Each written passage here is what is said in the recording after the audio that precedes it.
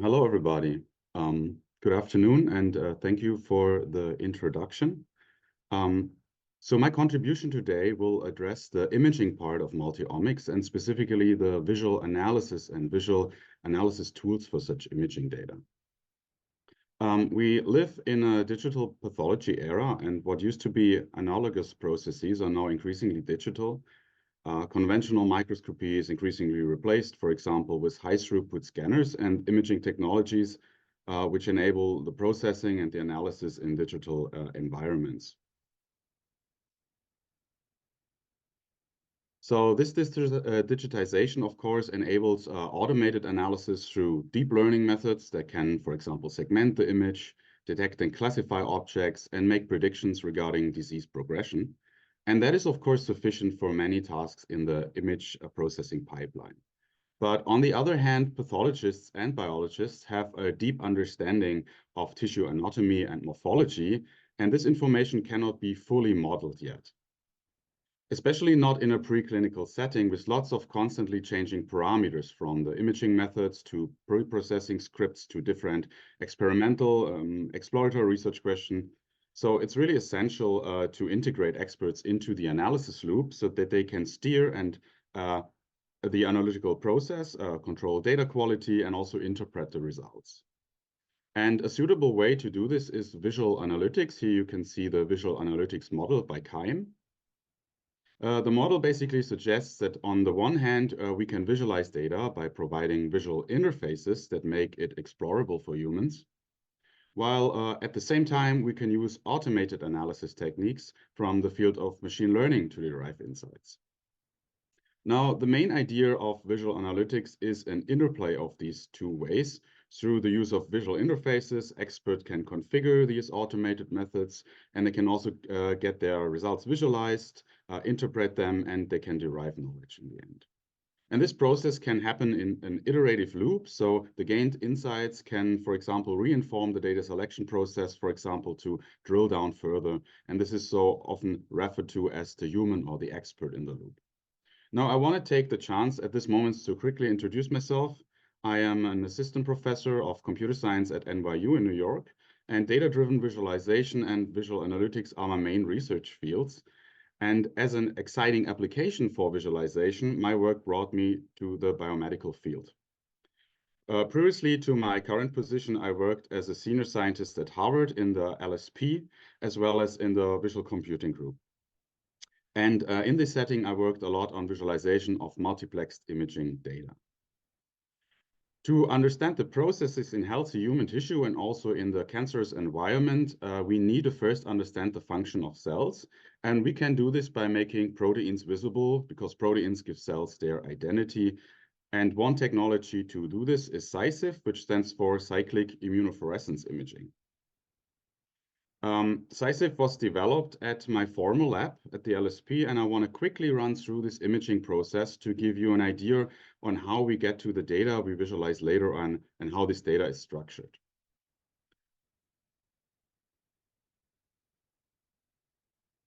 Sorry.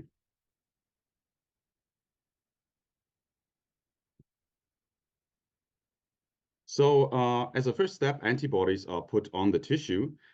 These antibodies are conjugated with different fluorescence dyes, which can make the protein and the molecular state of each cell visible. The tissue is then imaged and digitized, and subsequently the labels are chemically removed, and the process is repeated with labels of different proteins. This results in up to 60 images, each highlighting a different protein and thereby revealing the cell functions. The resulting data is often very large, as you can see, often up to 1 terabyte with an image resolution up to 60,000 times 60,000 pixels, and in size, which can contain more than 1 million cells. So to process this data, the imaging data is first registered and then segmented into single cells. And the segmentation is usually done via deep learning technologies such as UNet, a convolutional neural network. And this results in a segmentation mask where each pixel refers to the cell by an ID that is associated with.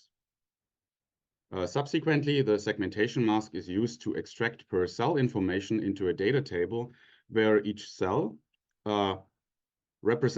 where each row represents a cell and each column here represents a reaction in an image channel. So you can see how these columns here map to these image stack here.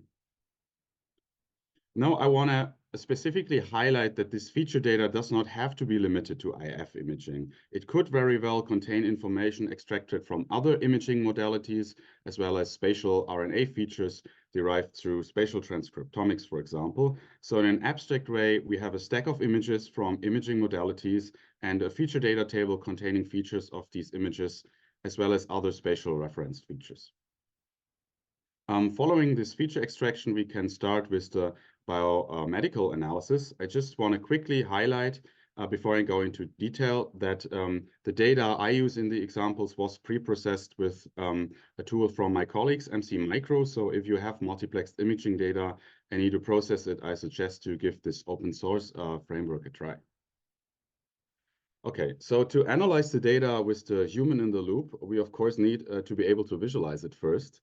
And the first challenge here is to achieve flexible and also scalable rendering, which is preferable web-based for better collaboration and outreach. But as I mentioned, the data is very big, so we cannot deliver the whole imaging data to the client at once.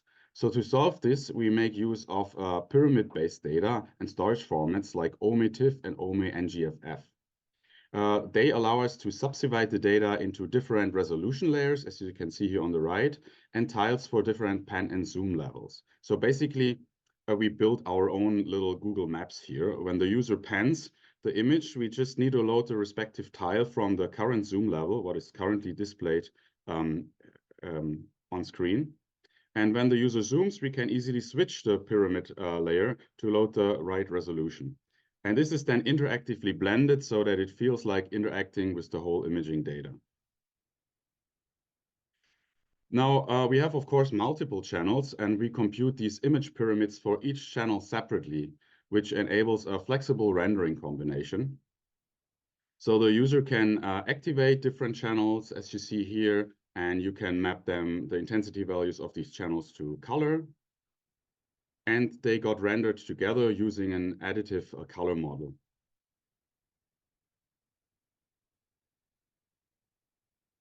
Yeah. In addition, we can highlight cells based on selections or analysis results. To do this, we use the segmentation mask to look up all underlying pixels associated with the cell the user clicked on. And the mask, as you can see here, can be used to select individual cells, but with a lasso tool functionality, we can also make larger area selections.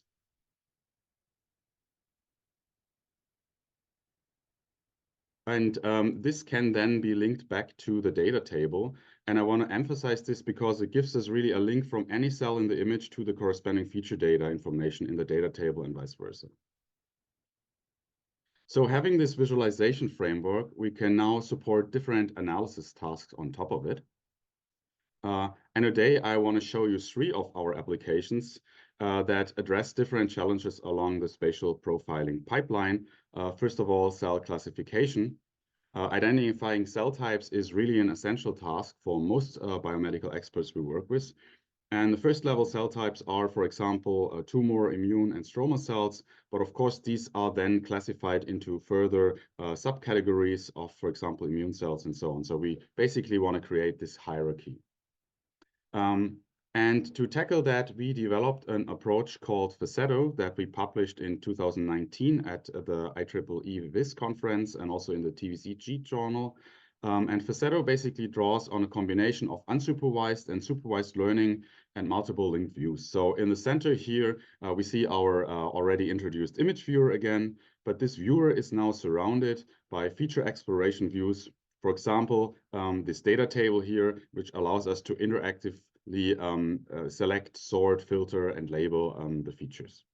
But I really want to explicitly highlight the faceting view here on the left. This interface allows to hierarchically subset the data into meaningful regions. In this case here, we have the data manually faceted, as you can see, using this lasso tool.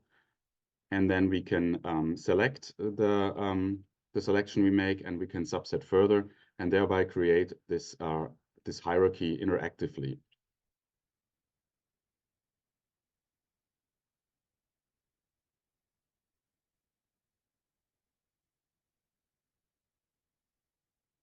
While manually selecting these larger regions in the tissue works well, hierarchically classifying on a per cell basis is very tedious because cells are usually not that homogeneously grouped and intermingle more. So in order to do that for like this million cell data set, we support that by machine learning in two ways. The first way is during exploration, or we also call this a bottom-up analysis. Unsupervised learning can be used to group the similar cells.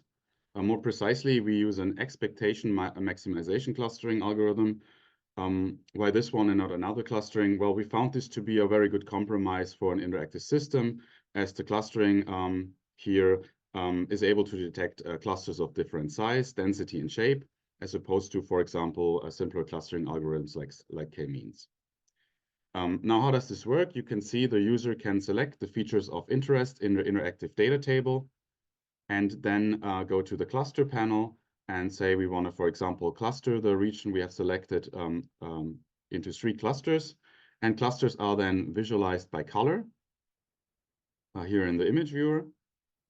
And then we can use the faceting view to extract these clusters into individual subsets we can then continue to work with. So we can, for example, label this cluster with some expert knowledge. We might know that this is a tumor area.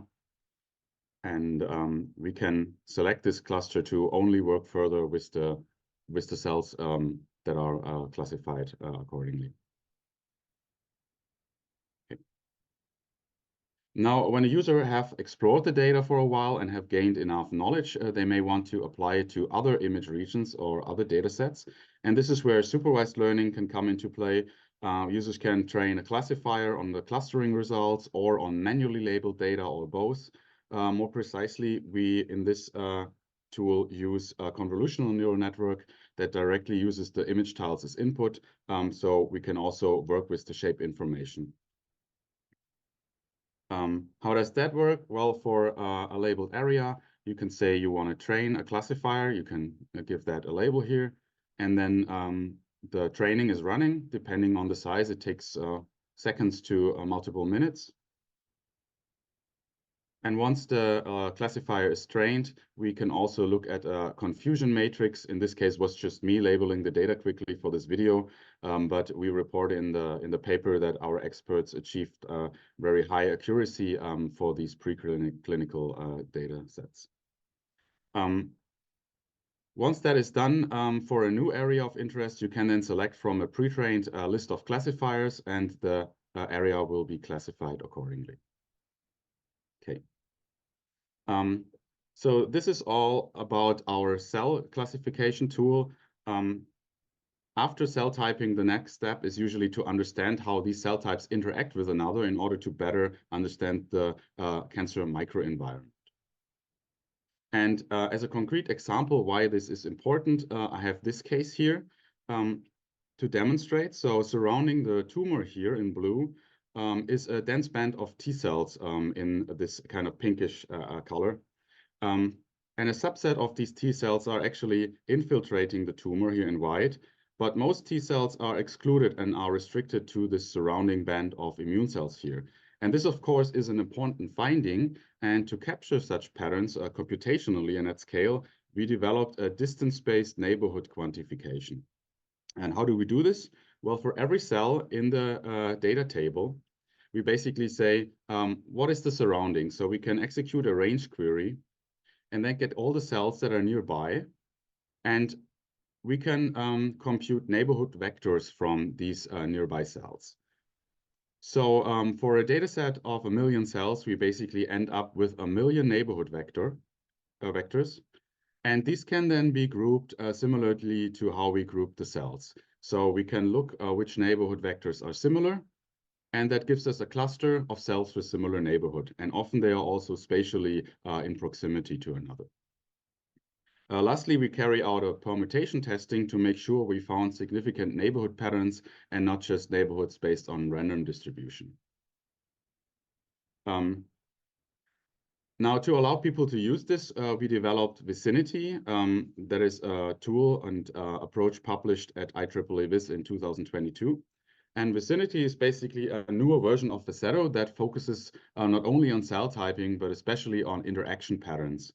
And what's also new is that Vicinity can not only handle one specimen, but many specimens from a cohort. So once you found a pattern of interest, you can search across the whole cohort. And in addition to this paper here on the top, we were also part of a more biology-focused paper where Vicinity contributed to finding immune infiltration patterns. Okay. So I don't want to give a deep introduction into the interface of Vicinity, but I want to quickly show some of the neighborhood clustering results. And we are looking here at a healthy tonsil tissue.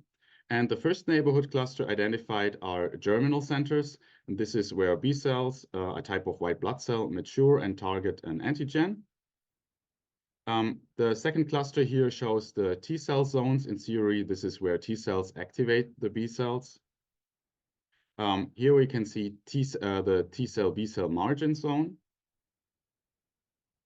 And in this cluster, this cluster captured the epithelium, which is composed of epithelial and blood cells. For the computer scientists here, epithelial cells are cells that cover the surfaces of our cells, such as skin. So this data set was especially valuable for us as a test and showcase that our neighborhood computation and clustering was really able to capture the well-known biological processes. In the cell paper I mentioned earlier, we then applied the tool to current immune research questions. But I don't want to go into too much detail here and instead show you a bit more of the tool functionality, which also allows users to search and test existing hypotheses. So this works in two ways. First of all, users can enter a certain cell composition of a neighborhood and then execute this as a query. We can see this here in the video. So users can sketch here what cell compositions they want, and immediately you can see with a nearest neighbor search, we can find areas in the image space that have such a composition. Secondly, we support search by example, where the user can select an area of interest and then search for similar areas in the image and across the cohort.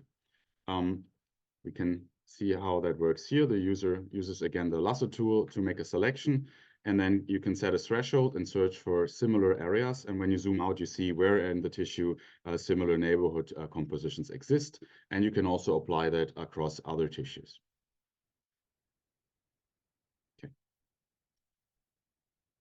The third tool I want to talk about today is more focusing on the pathology assessment and is mainly about annotation. This is an approach we call scope to screen, which refers to the transition from microscope to computer screen. And the central part is here an interactive lens, so-called focus and context technique, which mimics the familiar experience of exploring the tissue through an eyepiece. Can see it here in the middle, and the lens is equipped with a range of gadgets or filters to support a common task for pathological assessment. As we see here, the lens can magnify a region with additional features aside, such as intensity histograms for each active channel, or as shown here, cell typing and cell interaction results from the previous steps. But I really want to focus on the imaging-based features as they show some new aspects that we haven't seen in my talk so far.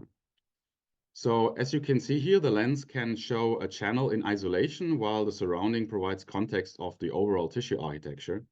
We can also combine different channels within the lens, for example, to explore an immune population, while the outside sets this into context of the more general tumor stromal tissue architecture. And then lastly, we support side-by-side views, allowing to compare IF imaging with other imaging modalities such as H&E, a very often used feature that also found its way into the Minerva toolset that you might use and know. Lastly, the user can annotate regions of interest by dropping the lens, and you can give them a name and a description here on the right side panel.